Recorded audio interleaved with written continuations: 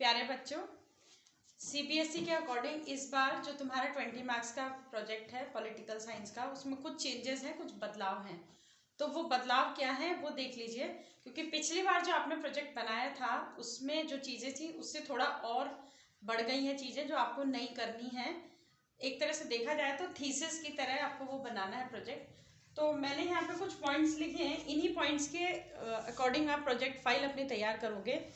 CBSE के guidelines के according है ये पूरा 20 मार्क्स का आपका प्रोजेक्ट है पॉलिटिकल साइंस का, जिसमें कि 10 मार्क्स का प्रोजेक्ट आपका अब तक बन जाना चाहिए था, प्लस 10 मार्क्स का प्रोजेक्ट आगे आपको अप्रैल तक, मतलब वो मार्च तक जब आपका फाइनल एग्जाम होगा, पूरा 20 मार्क्स आपके चढ़ चुके होंगे। तो प्रोजेक्ट में क्या क्या आपको रखना है, कैसे कैसे चलना है, वो ध्यान से देखते जाना। सबसे पहला जो पॉइंट होगा सारांश होगा, सार। उसको इंग्लिश में बोलते हैं सिनॉप्सिस, इंग्लिश में बोलते हैं इसको सिनॉप्सिस। ये आपके 2 पेज के होंगे। इसका मतलब समझ लीजिए, मान लीजिए आपने गुट निरपेक्ष आंदोलन चुना या आपने दल या दलीय व्यवस्था चुना, तो उस पूरे टॉपिक को आप गूगल से जितनी भी साइट से उसे सर्च करेंगे। सर्च करने के दौरान और पूरे प्रोजेक्ट के दौरान आप अपने पॉलिटिकल साइंस की टीचर की पूरी मदद लेंगे। एक एक चीज आपको जो भी गाइडेंस लेनी है आप टीचर की मदद से ही करेंगे।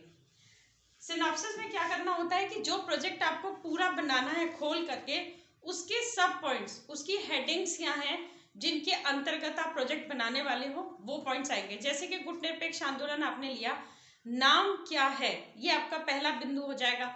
नाम के उद्देश्य क्या थे, नाम किसके द्वारा इसका निर्माण हुआ, इसमें सम्मिलित देश कौन से थे, ये आपके हेडिंग्स हो जाएंगी। इसी को हम सार या सिनॉप्सिस कहेंगे। ये आपका होना चाहिए 2 पेजेस में कंप्लीट। उसके बाद सेकंड पॉइंट होगा आवरण पृष्ठ। आवरण पृष्ठ में आपका नाम, क्लास, वो मैं अलग से एक पेज में लिख के भेजूंगी। उसमें आपको क्या क्या लिखना है वो आपका सेकंड पेज होगा। थर्ड पेज होगा आपका प्रमाण पत्र। प्रमाण पत्र भी मैं आपको लिख के भेजूंगी कि आपको सर्टिफिकेट मिल गया कि आपने ये प्रोजेक्ट तैयार किया है। आभार। आभार जिस टीचर के प्रति आभार व्यक्त कर रहे हैं, आपकी पॉलिटिकल साइंस की टीचर होगी, उसको आभार व्यक्त कर रहे हैं कि इनकी मदद से मैंने प्रोजेक्ट बनाया। इसका मतलब ये है आप अपने टीचर की हेल्प जरूर लेंगे इस प्रोजेक्ट में। शोध का प्रश्न, ये नया जुड़ा है इसमें, शोध का प्रश्न। यहाँ पे सिर्फ आपको एक प्रश्न लिखना है, यहाँ पे आपको एक ही प्रश्न लिखना है।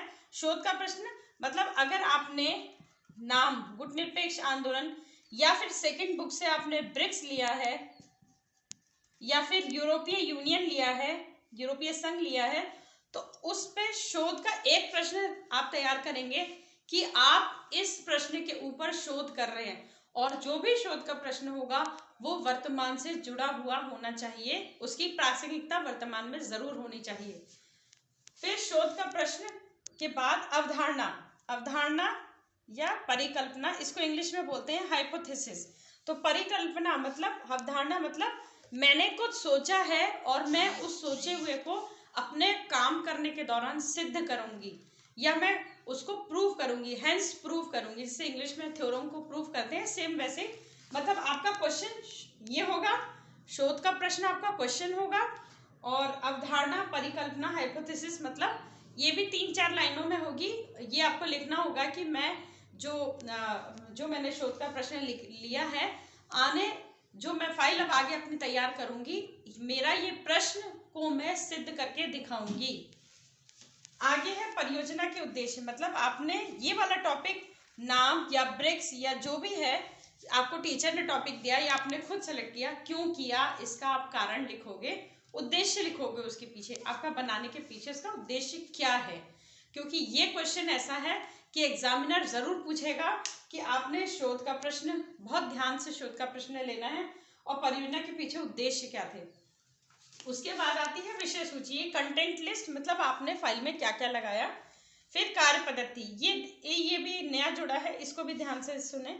कार्य पद्धति को इंग्लिश में बोलते हैं मेथडोलॉजी। मेथडोलॉजी, मेथडोलॉजी मतलब आप अपने शोध का जो प्रश्न आपने लिया है, रिसर्च का जो क्वेश्चन लिया है, उसको आप कैसे प्रूव कर रहे हैं, प्रूव करने का आपने तरीका कौन सा लिया है, मेथडोलॉजी कौन सी ली है, सर्वे मेथड। सर्वे मेथड में क्या होगा, आपको 1, 2, 3, 4, 5 प्रश्न, अलग अलग 5 प्रश्न, अलग अलग 5 प्रश्न आपको तैयार कर रहे होंगे किसके ऊपर, जो प्रश्न आपने या जो टॉपिक आपने लिया है या जो शोध का प्रश्न आपने लिया है उसके 5 प्रश्न आपको तैयार करने होंगे। 5 अलग अलग लोगों से उन प्रश्नों का उत्तर लेना होगा यस या नो में। आप हिंदी में लिखेंगे हाँ या नहीं में। आपको कुछ नहीं करना है, बस टिक करना है उसको कि 5 प्रश्नों का उत्तर इस तरीके से लेंगे सर्वे मेथड में। फिर उसका एक टेबुलर फॉर्म भी बनाएंगे ऐसे करके, इस तरीके से। यहाँ ए का आंसर, बी का आंसर, सी का आंसर, डी का आंसर। मतलब ए ने यस कहा या नो कहा, यस ये होगा या नो ये होगा, उसने ये कहा, उसने ये कहा, उसने ये कहा। तो आप अलग अलग 5 लोगों से इस प्रश्न का उत्तर पूछेंगे। मतलब उनसे ये पूछेंगे कि मैंने ये टॉपिक जो लिया था उससे रिलेटेड क्या हो सकता था, या वो क्या इसके बारे में जानते हैं या क्या कहना चाहते हैं। उसके बाद 10वां प्रश्न जो होगा आपकी सीमाएं, लिमिटेशंस। इस प्रोजेक्ट की कुछ लिमिटेशंस भी होंगी, वो इसके बारे में आपको यहाँ भी आपको 6-7 लाइनों में लिखना होगा। सुझाव, आप क्या नया सुझाव दे सकते हैं इस टॉपिक से रिलेटेड, कोई आपका नया सुझाव होगा। ये प्रश्न आपका इन्विजिलेटर जरूर पूछे एग्जामिनर कि क्या सुझाव दे सकते हैं या कुछ चेंज कर सकते हैं हम इसमें। उसके बाद होगा निष्कर्ष, कंक्लूजन। लास्ट में होगा संदर्भ, बिब्लोग्राफी। बिब्लोग्राफी मतलब कौन कौन सी साइट्स होंगी। हो सकता है आपने 1 2 3 4 5 कई सारी साइट्स लिखी होती हूँ यहाँ पर www. साइट का नाम। फिर आपने बुक कौन सी ली, आपने बुक कौन सी ली, एनसीईआरटी ली, या आपने सहायता के लिए और कौन कौन सी किताबें ली। जो भी आपने सहायता जिस भी चीज से लिया वो सब आप इसमें मेंशन करेंगे। अब ये है सीबीएसई के अकॉर्डिंग की गाइडलाइन की प्रैक्टिकल फाइल। आपको ये पूरी प्रोजेक्ट फाइल तैयार करनी है और इसमें ये सारे पॉइंट्स आपको देने हैं। शोध का प्रश्न देखो जो नया जुड़ा है, जो नया जुड़ा है शोध का प्रश्न, हाइपोथेसिस परिकल्पना, परियोजना के उद्देश्य, सर्वे मेथड मतलब कि मेथडोलॉजी, सीमाएं और सुझाव। 1 2 3 4 5 6 चीजें नई जुड़ी हैं। इन 6 चीजों को लिखने से पहले आप अपने सब्जेक्ट टीचर से जरूर, जो आप शोध का प्रश्न ढूंढे सब्जेक्ट टीचर से उसके बारे में जरूर बात कर लें, तब आप अपनी फाइल में लिखें। क्योंकि इसी शोध के प्रश्न और आपका सर्वे मेथड के अकॉर्डिंग और सीमाएं सुझाव के अकॉर्डिंग आपसे एग्जामिनर प्रश्न पूछ सकते हैं। तो इसी के अनुसार आप अपना प्रोजेक्ट तैयार करेंगे। धन्यवाद।